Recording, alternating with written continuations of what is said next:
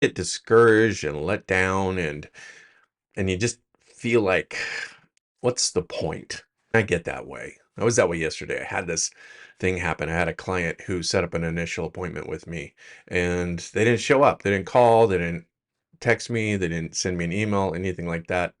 And that's okay. I'm not disappointed with that as much as I'm disappointed with the fact that they had an opportunity and they missed it. Like, they didn't take advantage of it. And I think about all the opportunities that I've missed that I haven't taken advantage of. And I think about all of the things and the people in my past, where I've ghosted someone, where I've let other people down. And whenever I think about that, then I start to think about what's going on in the world. And when you look at the world and what's going on with the wars and the disease and the disagreements and the anxiety that we all feel that comes up inside of us.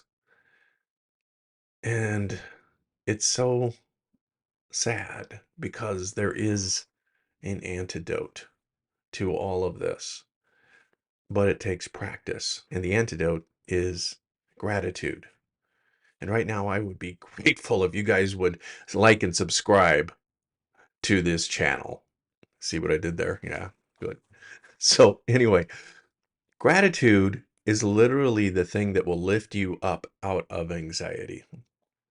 And I want to talk about that today, how it's affected my life, and the things that I do in order to practice gratitude on an ongoing basis.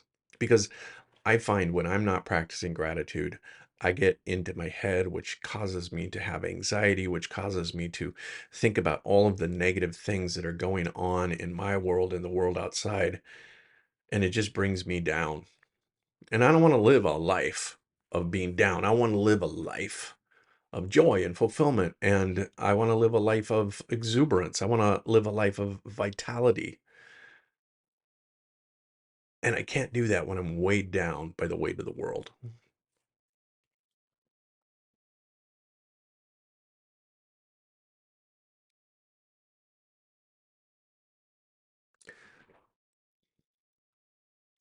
On the one hand, our minds are programmed to see negativity. It's a defense mechanism. It's something that goes way, way back, hundreds of thousands of years ago when we were people, where the grass was shaking. We had to assume that there was danger behind that.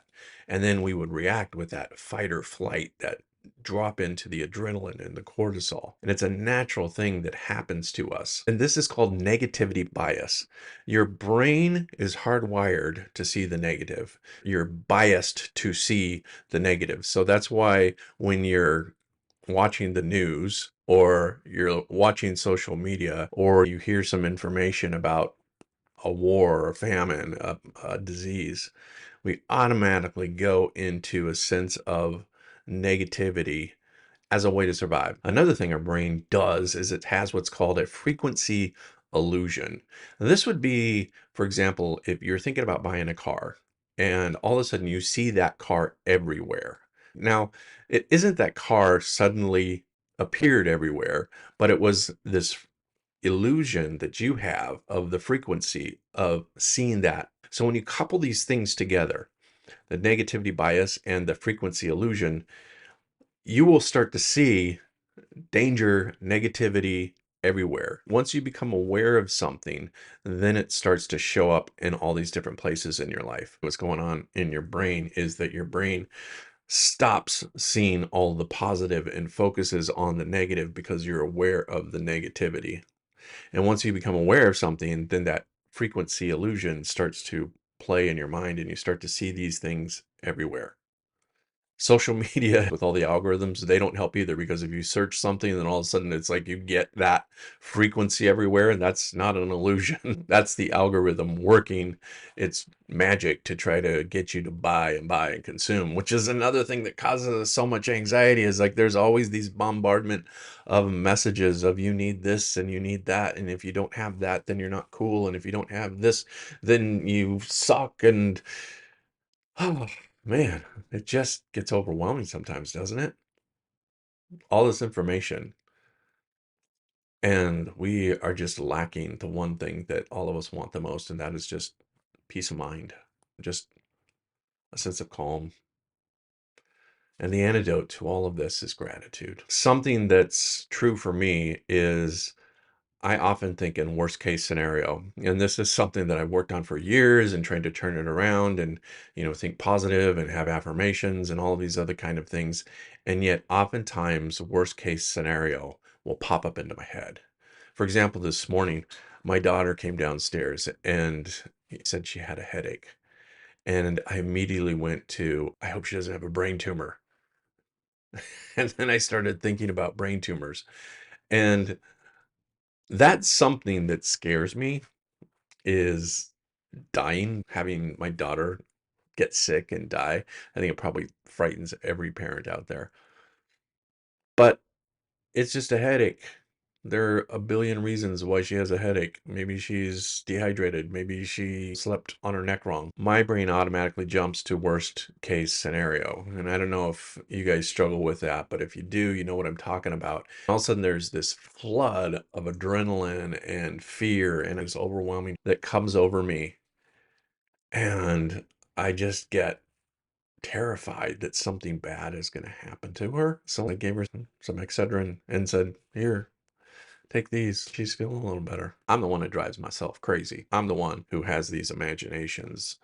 I'm the one that tends to suffer in all of this. So, what did I do about that? I started to practice gratitude. And practicing gratitude is about focusing on what you have in this present moment. Not what might be, not what was, but what you've got going on in this present moment. In this present moment, I've got a beautiful daughter who's alive and well. In this moment, I've got somebody who I care about deeply, who I cherish. I've got an incredible relationship with my daughter. I know a lot of dads out there with their kids, they're estranged or they don't have good relationships. And I can just focus on the gratitude of the fact that I've got a great relationship with my daughter. Practicing gratitude started to relieve some of that anxiety. Then I went on and I started thinking about some other things that I'm grateful for. And there's so much that we can be grateful for. As I was meditating on gratitude, one of the things that came up for me was I've got everything that I need right here, right now, in this moment. I have everything that I need. I'm grateful for the warmth of this room, the shelter that my house provides me. I'm grateful that I've got pants and a shirt. I'm grateful that I don't have a toothache right now. I'm grateful for the fact that I've got a chair that I can sit in that is comfortable. I'm grateful for I have a desk that I can set everything on. I'm grateful for this microphone that allows me to speak to you. I have everything that I need right here in this moment. Everything that I need. And there's a good chance that you have everything that you need in this moment. If you're focusing on the what ifs and the future and the anxiety that comes up with that, then yeah, you're going to feel anxious. But if you focus on right here, right now, and you're mindfully present, you probably have everything that you need right now. Another thing that came up as I was meditating was I'm just grateful for the career that I have, the work that I have. I used to hate my job.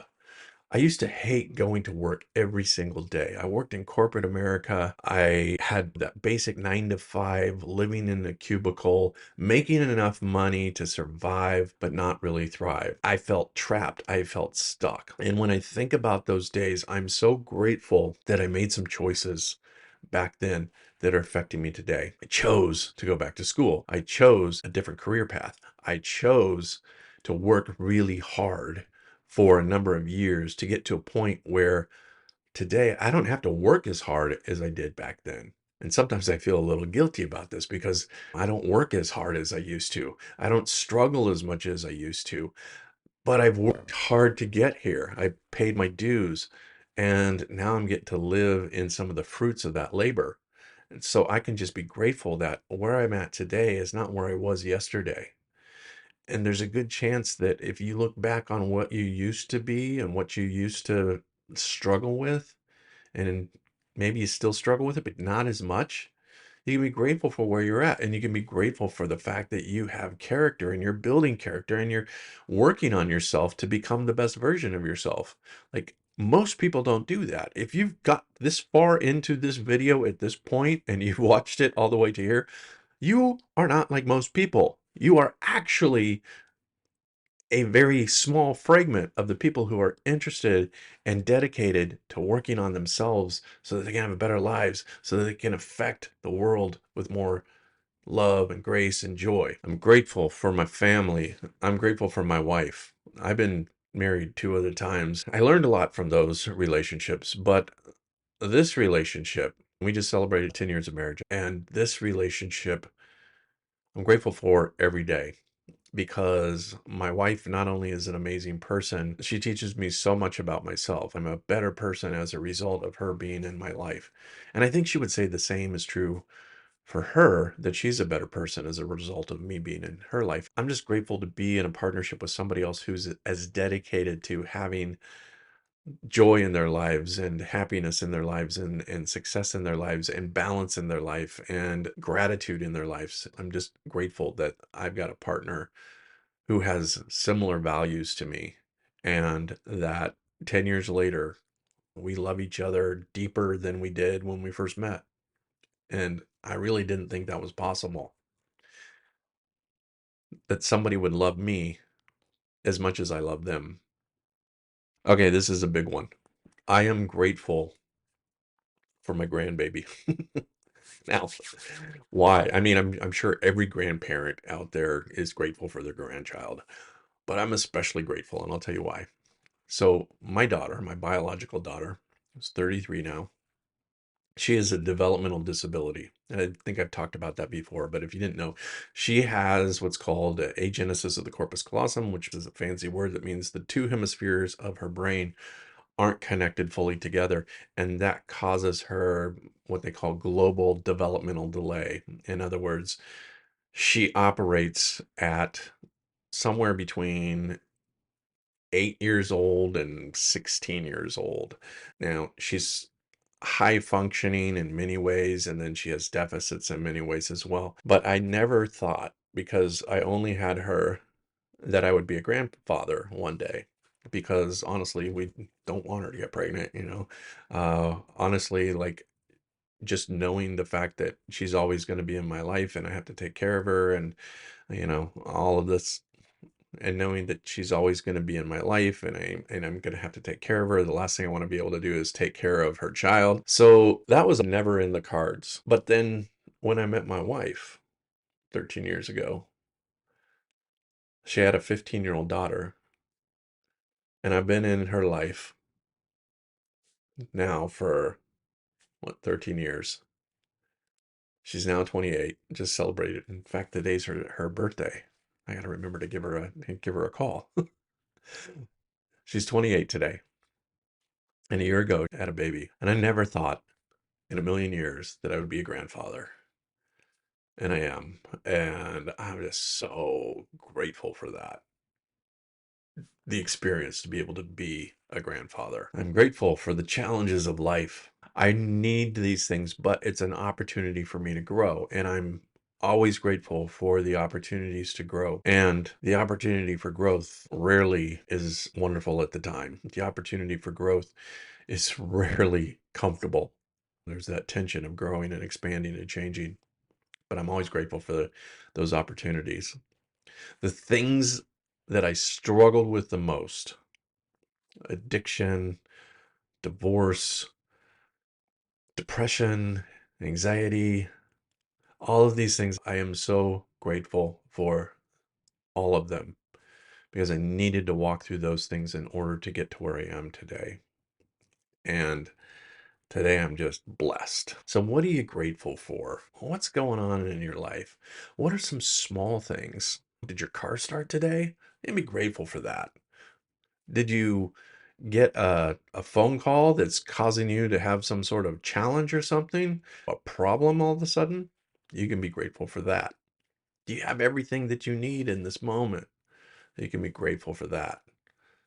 There's so many things that you can choose to be grateful. That's the wonderful thing about our brain as a human brain, is we have the instinctual part of our brain that's going to try to protect us. And then we have the human part of our brain that's able to override that and to be able to choose our thoughts. And when we choose our thoughts towards gratitude, it changes your entire physiology. Like even now, I don't feel that sense of anxiety that happened there. I feel a sense of calm. Actually feel a sense of excitement and wonder and beauty. And I just can't wait to see what this day brings. Anyway, brothers, that's what I got for you today. I hope this was helpful. Like, subscribe, share, and I'll see you next time. Thanks so much for watching.